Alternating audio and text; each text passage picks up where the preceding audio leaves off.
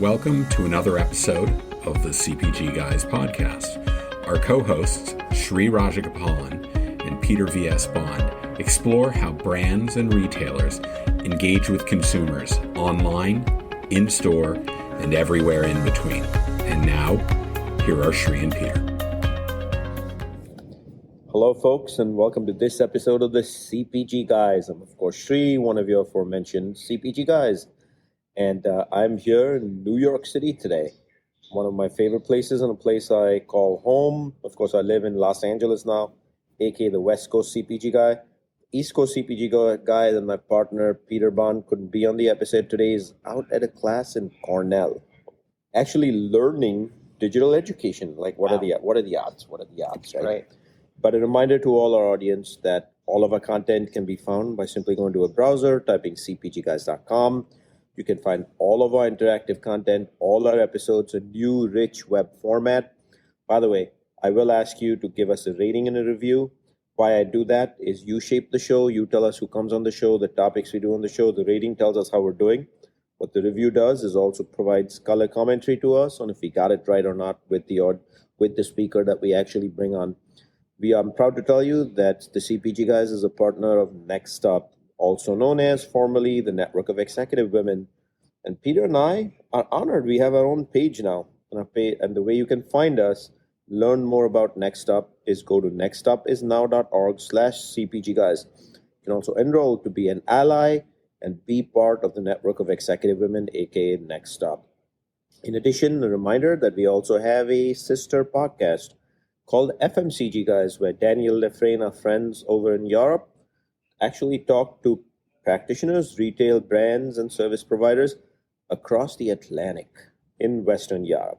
So do tune in, listen in, and provide them your feedback. Easy way to reach them, just like CPG Guys, that fmcgguys.com. And this, of course, is part of our one-on-one conversational series, a new one that Peter and I are doing. And today I'm proud to have one such exceptional guest, the man, the machine himself, the head of commerce for none other than Mindshare, somebody I've had the chance to get to know in the last few months, somebody that I can actually geek out about commerce with. How about that? We've done that before. We can get into the NFT world if we choose to. We can definitely get into retail media, one of our favorite topics here on the CPG Guys. And Jeff, first of all, welcome. Thank you so much for having me. I really, truly appreciate it. Thank you for joining me. And I'd love for you to give a quick introduction of when we say the head of commerce for Mindshare, what does that mean? Sure. And then a brief introduction of what Mindshare does. Sure. So before I even do that, I just want to say that I've been listening to the CPG Guys for quite some time. So this is really an honor for me to be on the show today. Typically, when I walk my dog, I listen to the podcast and I absorb so much. And I think you and Peter do a fantastic job of simplifying a very complex space and allowing a lot of different audiences to really understand what's happening in this fast-moving, complex world. You're saying we're not hacks? You guys are amazing. So, love it. But, one of the other things, too, is education is a core component of what we do, and it's also a core component of my role right now. As head of commerce at Mindshare, one of my goals is to help educate not just the North American team, but also the global team on different frameworks and structures and ways of working across this ecosystem of marketplaces. And how does media also tie into everything that we're doing from a retail media perspective, a commerce media perspective, the definition, which we'll talk about shortly, and how do we elevate what we do day in and day out from a long-term and short-term sales perspective. For those of you who may not know, because I know you have a variety of people listening to the podcast and now seeing us, Mindshare is owned by WPP. It's a creative transformation company. Ogilvy, VMLY&R Commerce, Wunderman Thompson, Gray Advertising. There's a bunch of different companies, brands that you may have heard about.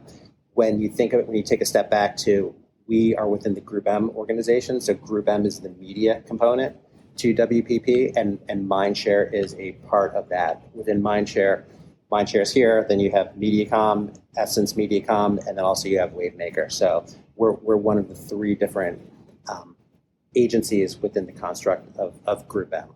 So am I talking to one of the ad agency whiz kids himself? Is that what it is? Yes, but I think a lot of the people helped me become a whiz kid. So it's everybody that... You don't have to be shy here on I the know, CPG guys. Thank you. Peter and Shri are shy guys, but our guests don't have to Okay, be. I won't be shy. rule. Yeah. And can you solve for audience the mystery when they see what's behind Yes. us, right? Like, are those Yes. dinosaur bones? Yes, those are. We're actually at 3 World Trade Center right now, and right behind us is the Oculus. So what you're looking at right now are the spikes from the Oculus, and I'm sure they have a name. I'm just not hitting it correctly right now. But it's a beautiful structure that I actually commute into every day from New Jersey. Lucky you. Through the PATH train. So Living in Los Angeles, it's the one thing I do miss in New York. Yeah. These insane views. I mean, the buildings beautiful. behind us, etc. So I'm going to jump right in, and the first thing I thought we should discuss is Sure. retail media is a complex subject. Yes. Not everyone truly understands what the heck it is. Can you decompose what is the definition? So the way we look at retail media is that retail media is media. It's part of the media ecosystem, right? So if you did this, we have this really, really interesting slide that we put together. And it reminds me of like being in high school and middle school back in the day when you would be in science class and you would take, the glass and you put like a onion peel on it and then you look down from a microscope perspective and you get like really into the granular details of what it is.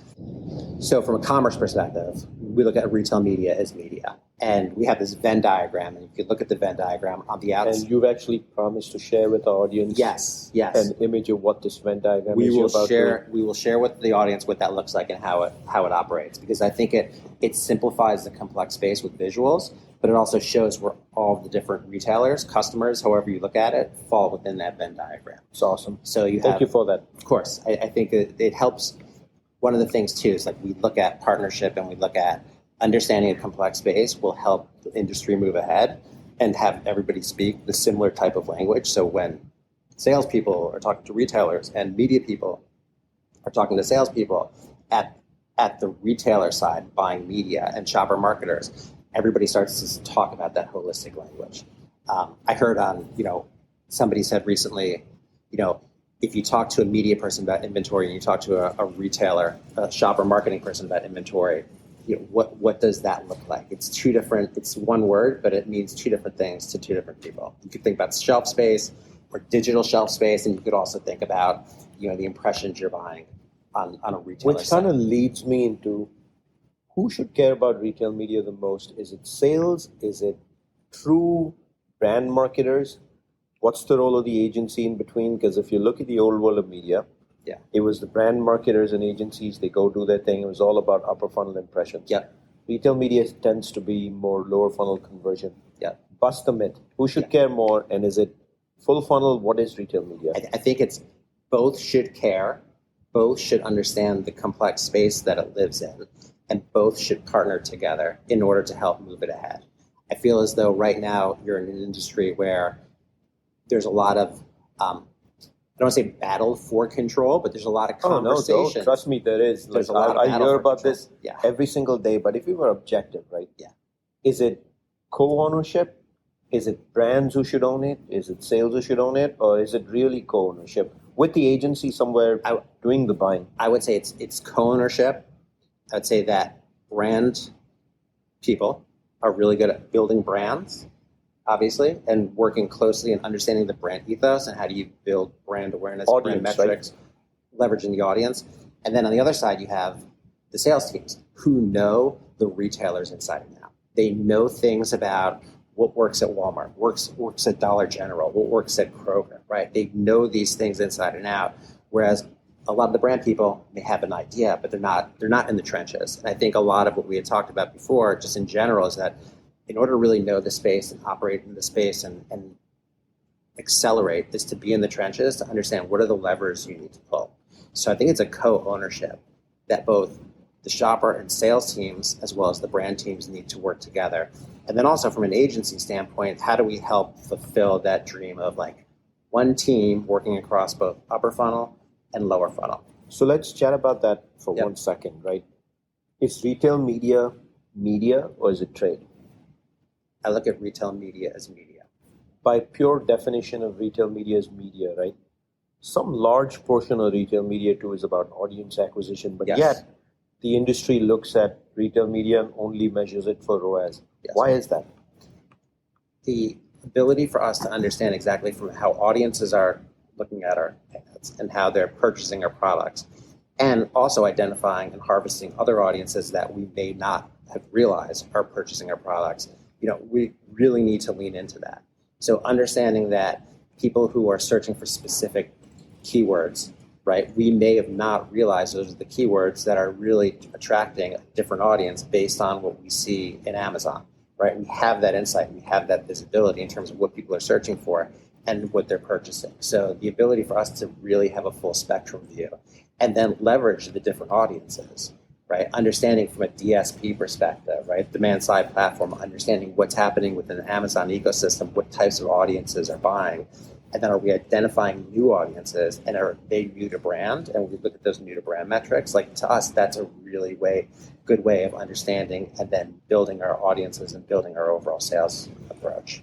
So if I were to interpret what you said, my takeaway is plan the media is one number.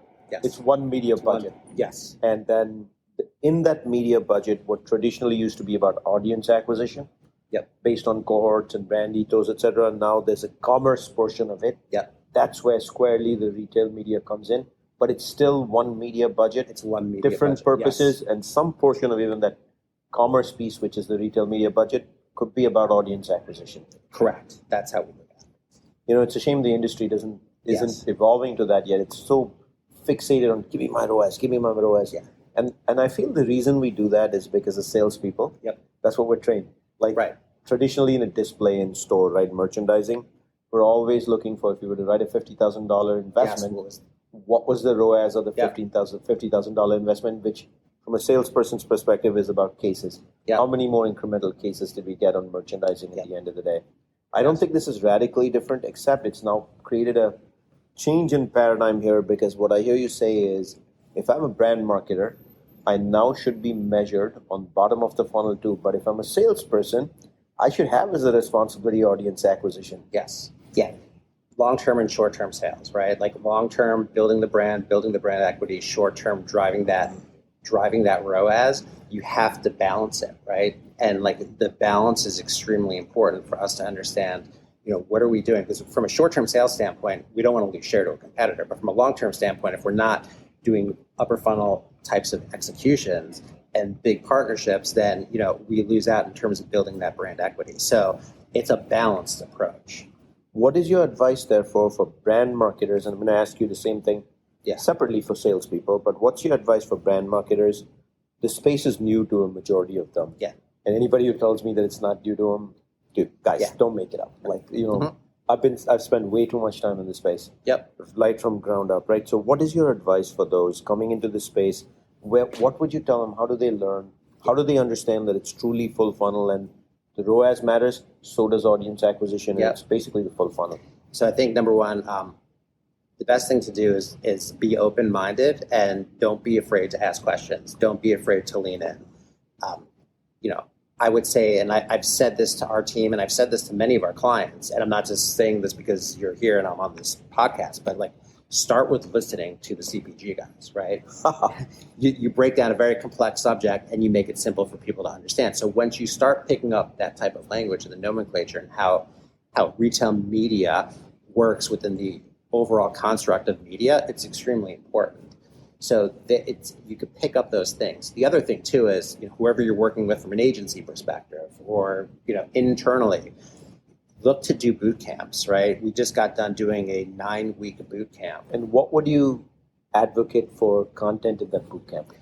I would say we break it up into chapters, and it's a very simple approach, because what you want to do is you want to have people feel comfortable to go into these boot camps, but not feel overwhelmed that it's going to take a considerable amount of time. So the boot camp we just launched, well, when I say we launched, we did it in first quarter, we just ended it now. Each week was a different subject, and it was 20 minutes of information, 20 minutes of application. And the application was we would have a partner come in to talk about their capability through the lens of how we look at that capability in the media space, right? So if we were talking about audience acquisition and looking to leverage first-party data, then we talked about that for 20 minutes. We had our audience team that showcases how do you build audiences, how do you leverage that in retail, how do you leverage that in brand, how does it all come together, how does it all work together. Then we would have a partner like Kroger come in, and they would just give a general overview of like 96% of all purchases that happen at Kroger happen with our loyalty card. So we have all that rich data and information. Then we showcase to everybody how that comes to life from a full funnel media perspective. How do you leverage OTT and, video, leveraging that audience data, and then how does it come to like sales, and what do we see? So when you start showcasing it in that lens and showcasing it to a salesperson, to the latter part of your question, and to a brand person about upper funnel and how it all could work together, it comes to life for them. And then each week we did that. The beauty about it was, since it was virtual, we had about 350 people per week show up to those sessions. And as I said to many clients, like, I'm happy to do those sessions for them, and I think we're going to, at some point, do it with you.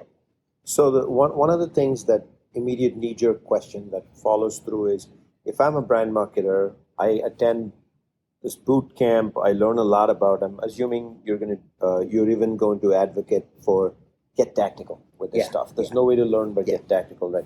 Understand the world of CPC marketing. I'm excited I come out, I want to work on a given retail media budget, and I want to actually place campaigns, and then the sales team says, no, this is retail, so I'm going to do it. Like, how should that be approached? Yeah, I think going back to the education component, going back to showcasing the knowledge of how we work within the space, specifically in terms of like PPC advertising, right? How do we work within the world of Amazon? What are the things that they should be thinking about? The approach should be, we understand, like, if you're going to be in the battle, you need to fight day to day, right? And I look at... So it's the depths. It's the depths, it's the tactics, it's being in the weeds, it's being on the But what if keyboard. a salesperson simply says, no, that's retail, you don't get to touch it? Because I hear a lot of that all over the industry. Right. I would say that... What would you tell that salesperson? You can't hide from commerce outcomes. And when I say you can't hide from commerce outcomes, I can look at bestseller rank on Amazon. I could see how we're performing. I could see how you're performing last week versus this week as it relates to the media we're placing in market.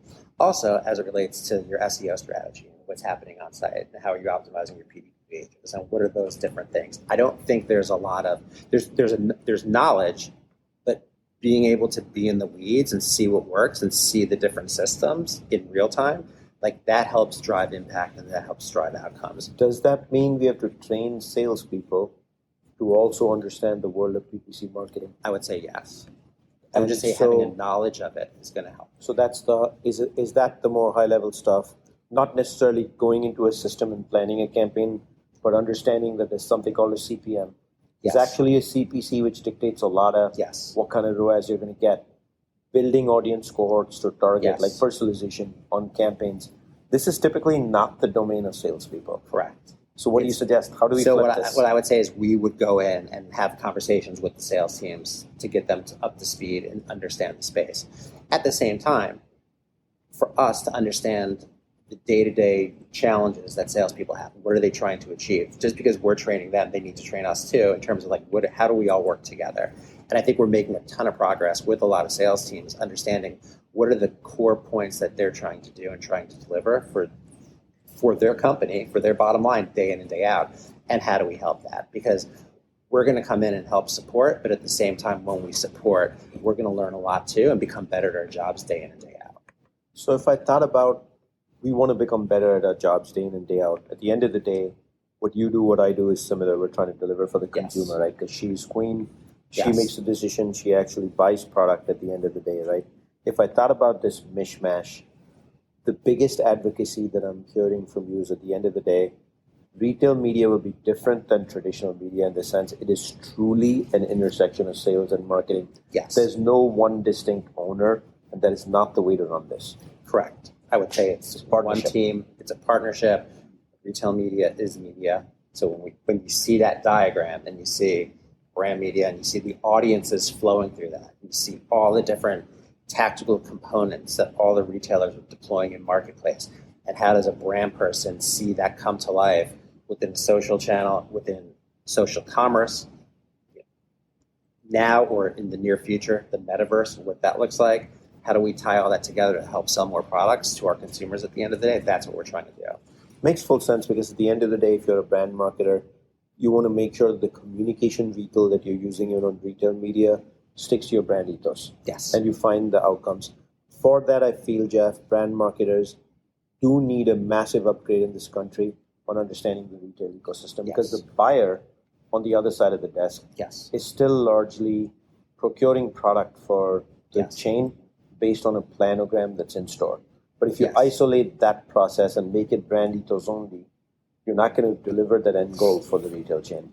Correct. And I would also say that what we communicate to the team and the people that are day in and day out from a media standpoint is that retail media, this space is a partnership mentality. Got it. Very clear. We have to understand that they are buying products from large companies that we represent.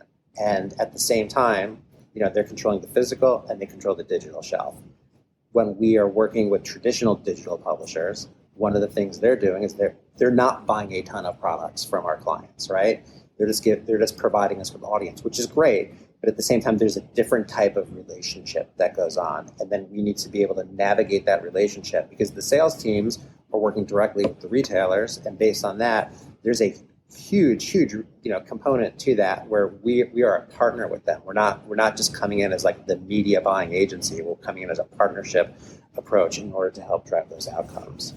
Understood. And on the flip side of that, what we also look for the retailers is to have greater accountability in the marketplace. So if you think about being more visible in terms of data costs and what that looks like, how are you charging clients in terms of different types of tracking and tagging, making sure you're accepting those types of things. So our brands are running in brand safe environments. That's critical, right? So things like that, we are trying to push the industry, and working with Group M, we are pushing the industry to start doing that with the retailer, so everybody's playing off the same scorecard. Which leads me to ask you, what would you say are good elements of a retail media campaign? Like, now that everyone's working together, the team spirit has come, they're like now jumping on a campaign for a given retailer. What would you say are the must-haves for a good campaign? Where do you start?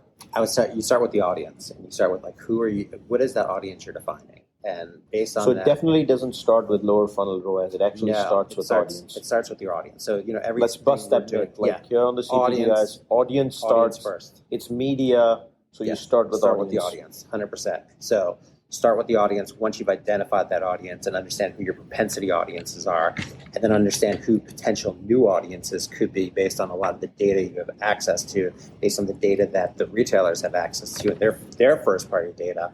And then how do we commingle that with clients' first-party data?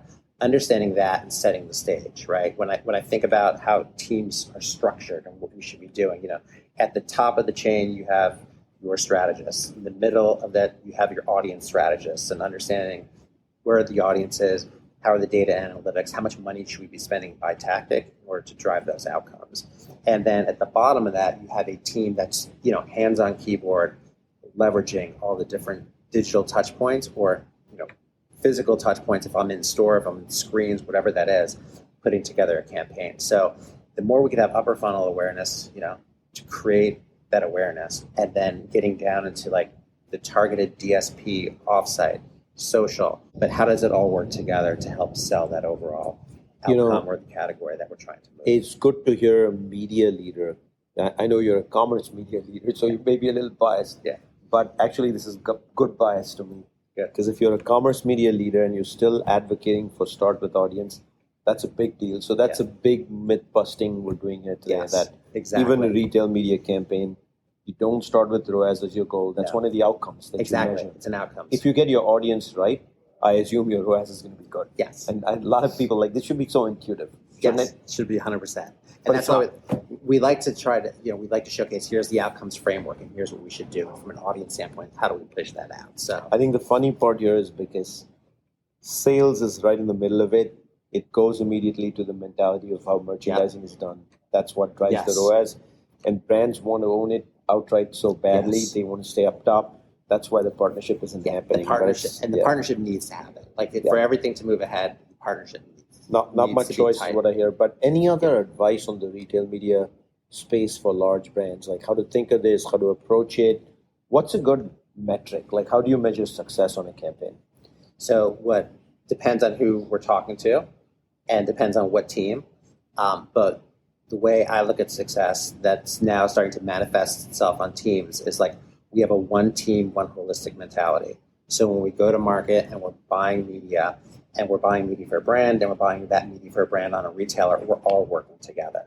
So like we've come a long way. Like to me, internal success is where we needed to land in terms of team structure and team organization, having a holistic team. It's not a commerce team, it's not a brand team, it's one team. So right, getting there and then getting the clients to buy in on that approach, having that one team mentality. But I'd still ask you, what is a good metric to measure success? So let's assume somebody achieves the one team outcome, like they're excited, they do it and they place a campaign. And they run a campaign and they place the media for it, the bid for it, and it runs. What would you personally tell someone, hey, that was a great campaign you ran, or would you say it was not such a great campaign? I mean, and this goes back to the metrics in terms of ROAS too. What we look at is like incrementality of that program. Did Keyword, it drive incrementality. Incremental sales, right? Incremental sales. But why do you specifically refer to incremental? Because we like to look at it from the standpoint, did this campaign actually impact? Because I can look at ROAS and there's a lot of factors that are impacting ROAS, right? A lot of people don't know that if you just did branded search terms, you're going to get a better ROAS. You're going to get better ROAS. So what we've done is, and this goes back to like this entrepreneurial nature and being in the weeds of what we do day in and day out. Because we have to understand the different levers to pull and the different data partners to work with in order to help drive those outcomes. And we've seen that, and we've put together really, great ways of working. There's e-commerce sales, like a ROAS, like specific new to brand, right? What does that look like? But when we also think about 80%, 90% of a lot of products are sold in store, like how do we measure the incrementality of it and where do you get that data? Sometimes the retailers don't provide it to us. So what we've done is we've worked very closely with companies like IRI and ANSA in the past and built out these models that allow us to know that for every dollar we spend, what is our return on ad spend, right? So our incremental return on ad spend, and when we see it and we see it's over X, then to us, that's a huge deal, right? It has to be over, when we see it's over $2, fantastic, right? I use this word, measuring success on the basis of incrementality in this space is one of the most important words that I want to kind of share back with the audience. You've hit it up already over here, but measure success based on what you incrementally got, because the same penny you put in retail media, you could perhaps achieve some sort of a mediocre success by putting it in any other form of media. So it's that incrementality which matters at the end of the day. So I got one last question for you for this episode.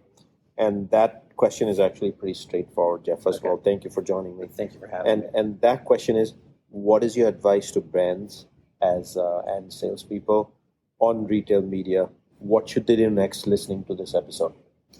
So I would say, number one, subscribe to your...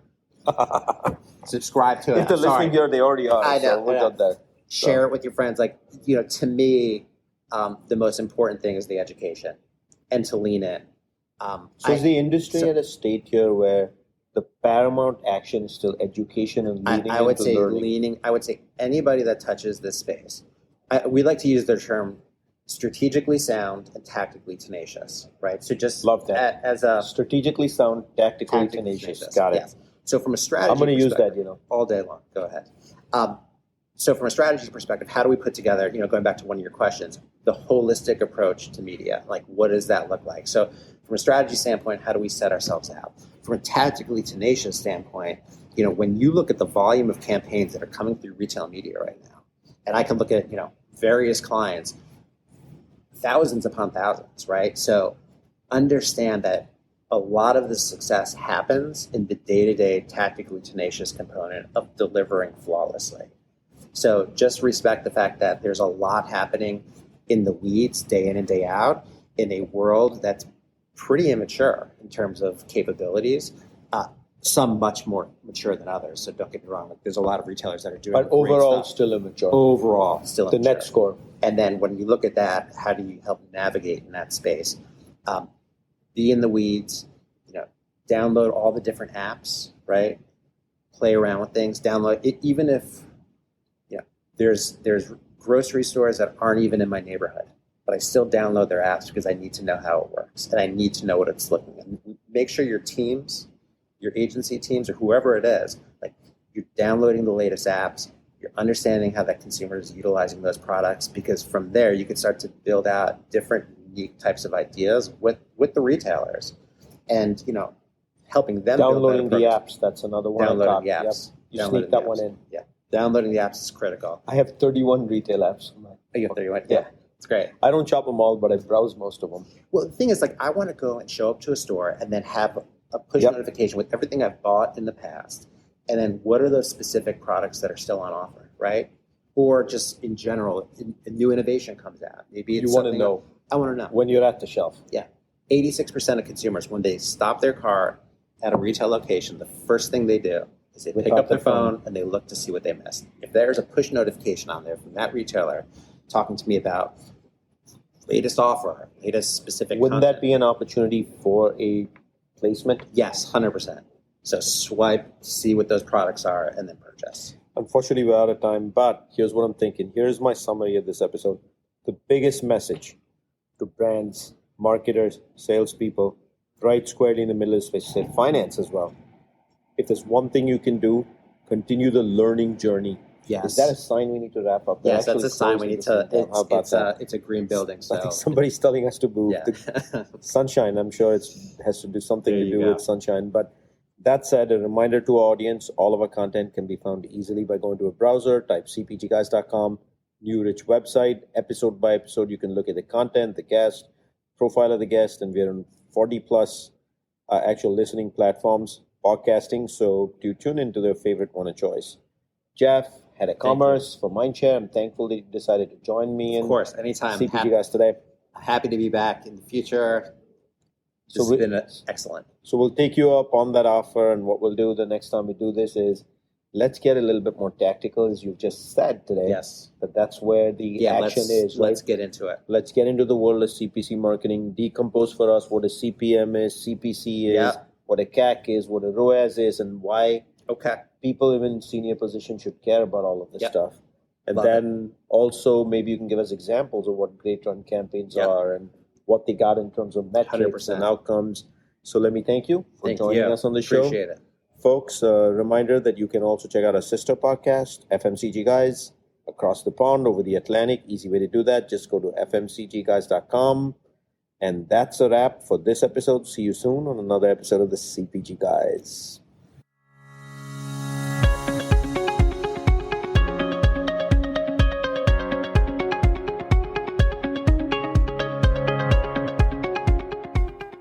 The content in this podcast episode is provided for general informational purposes only. By listening to our episode, you understand that no information contained in this episode should be construed as advice from CPG Guys LLC or the individual author, hosts, or guests, nor is it intended to be a substitute for research on any subject matter. Reference to any specific product or entity does not constitute an endorsement or recommendation by CPG Guys LLC.